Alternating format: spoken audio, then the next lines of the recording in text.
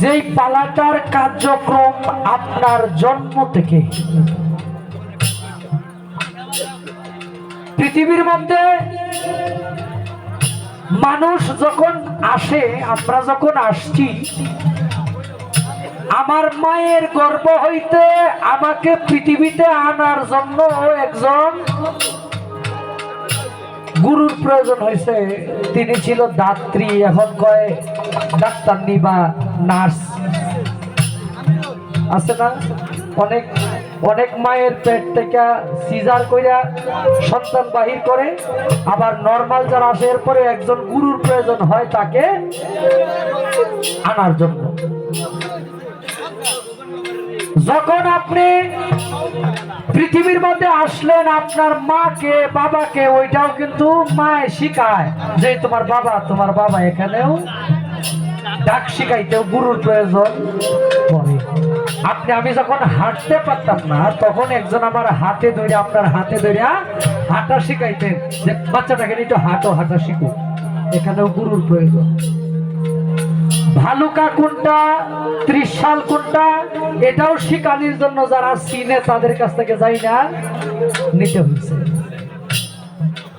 এই পৃথিবীর মধ্যে আল্লাহ মাধ্যম ছাড়া কোনো কিছু করে না।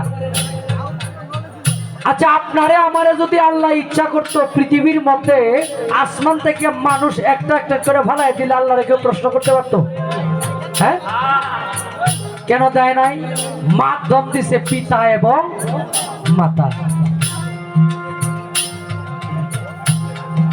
জ্ঞান দেনেওয়ালাকে, আপনারে শিক্ষায় শিক্ষিত করার মালিককে আল্লাহ, কিন্তু উসিলা হইল একজন মাস্টার, একটা স্কুল, একজন মাস্টার।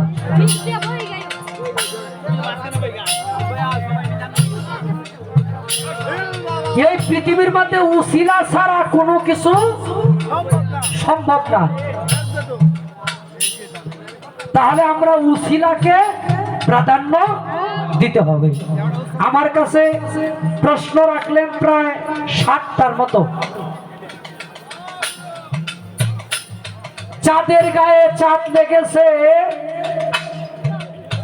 তোমরা ভেবে করবে কি? জিয়ের পেটে মায়ের জন্ম লোকে শুনলে বলবে কি?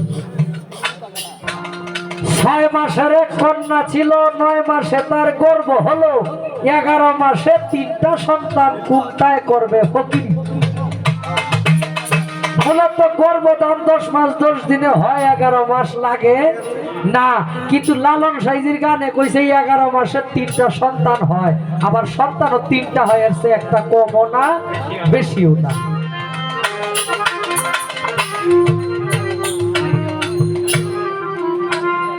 এই 3 কথার ভেদ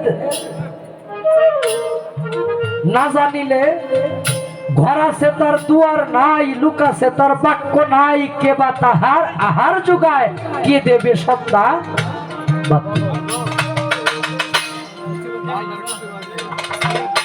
লালন ফকির ভেবে বলে 3 কথার ভেদ না জানিলে হবে না তার ফকির। এরপরে আল্লাহ পাক রব্বুল আলামিন পবিত্র কোরআনে বলছে, আমি যাকে গুমরাহ করে ফেলেছি সে কোনোদিন সুপথ লাভ করতে পারবে না, আর আমি যাকে সুপথ তথা হেদায়েত দান করেছি সে কোনো না কোনো ভাবে হেদায়েত প্রাপ্ত হবে। এখন তার জানার বিষয়, আল্লাহ পাক রব্বুল আলামিন কোরআনে কইল যে হেদায়েত আল্লাহ যারে দিছে হ্যাঁ কোনো না কোনো ভাবে হেদায়েত পাইব। তাহলে কোনো না কোনো ভাবে এখানে মাধ্যম আছে গো।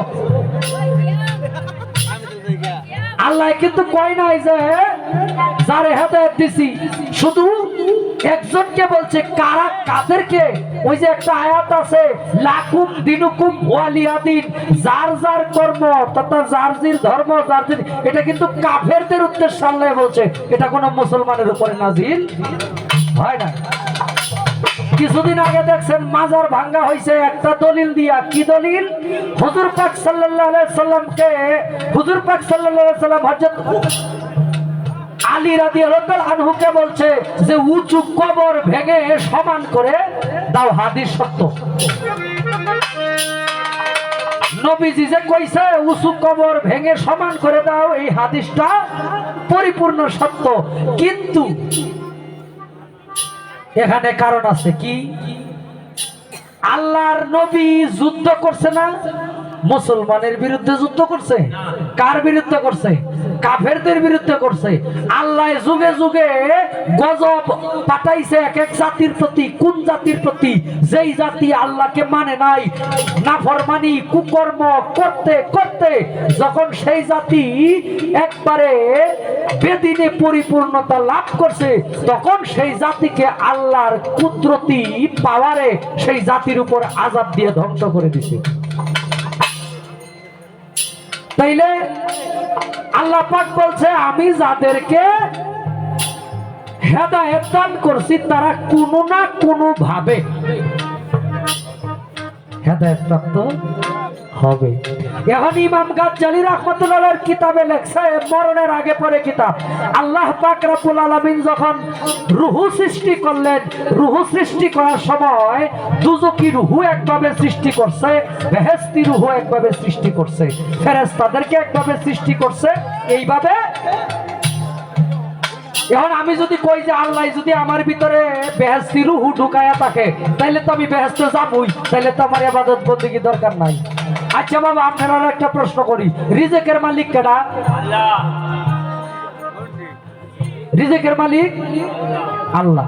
তাহলে জমির মধ্যে আপনারা ধান লাগান কেন? এই ধানের মধ্যে কৃষি মিশি করে এত পরিশ্রম কেন করা লাগে? কিও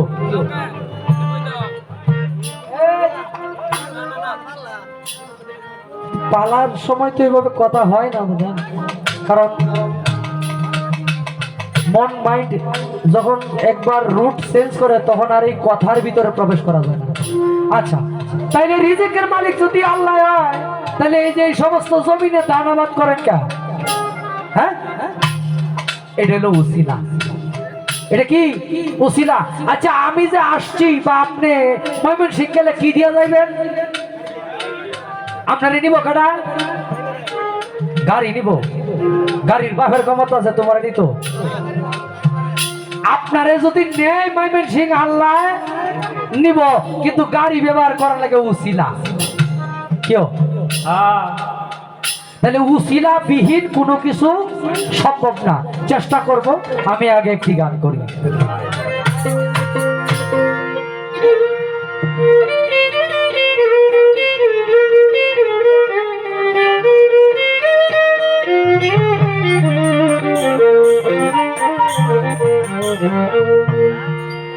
ভাবেরই তরঙ্গে এসো আমার সঙ্গে, যদি কারো ভালো লাগে রে মাওলা।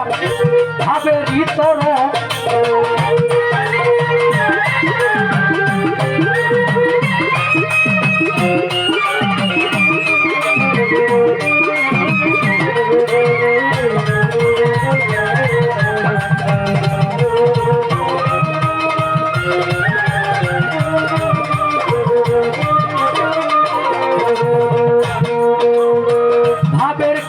কইতে গেলে তাই আসে তার শেষ। পুত্র কন্যার মাঝে থাকে হইয়া নিরুদ্ধে,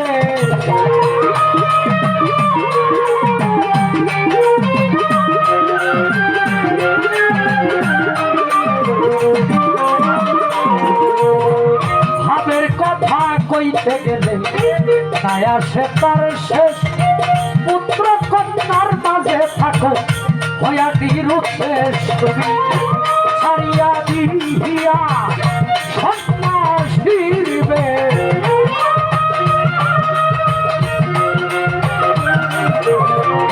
ছাড়িয়া দিয়া সন্ন্যাসীর বেশ, মাতাল বইতাল সাজয়া গে মাওলা।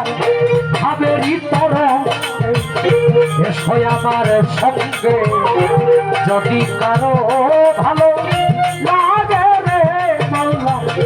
ভাবেরই তরঙ্গে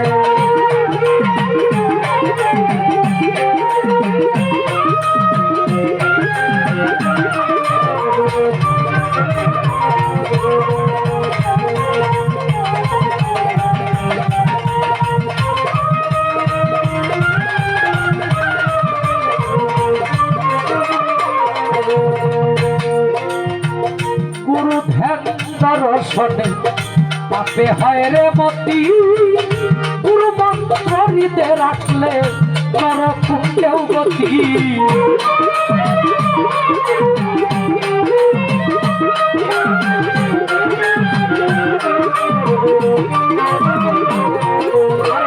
গুরু ধ্যান দর্শনে পাপে হয় রে মতি, গুরু মন্ত্র হৃদে রাখলে নরকুণ্ডে গতি। তুমি ভাব করো হয়ে গে সতীর পতি,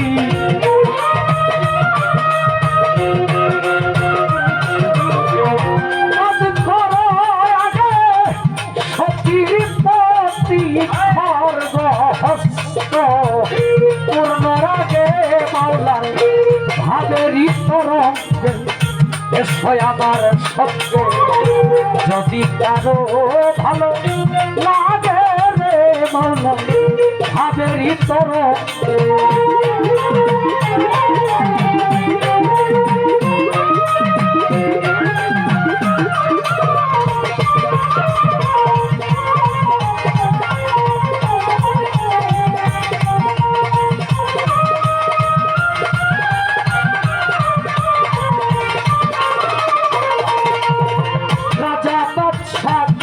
সমান করতে অনুমান হয় না যেন মাতাহে বীর হনুমান।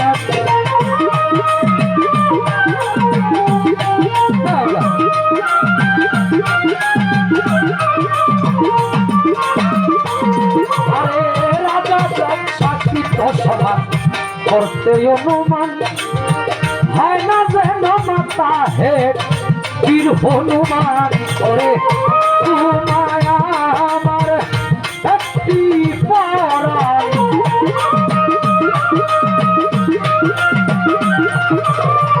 তোমায় আমার একটি পরাণ ভিন্ন শুধু ওই বিভাগে মাওলার ভাবেরই তরঙ্গে এসো আমার সঙ্গে। যদি কারো ভালো লাগে রে মাওলা ভাবেরই তরঙ্গে,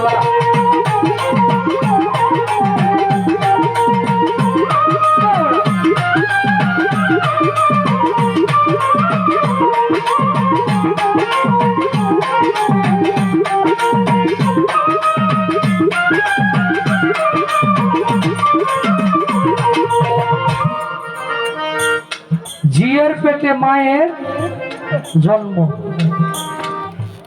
লোকে শুনলে বলবে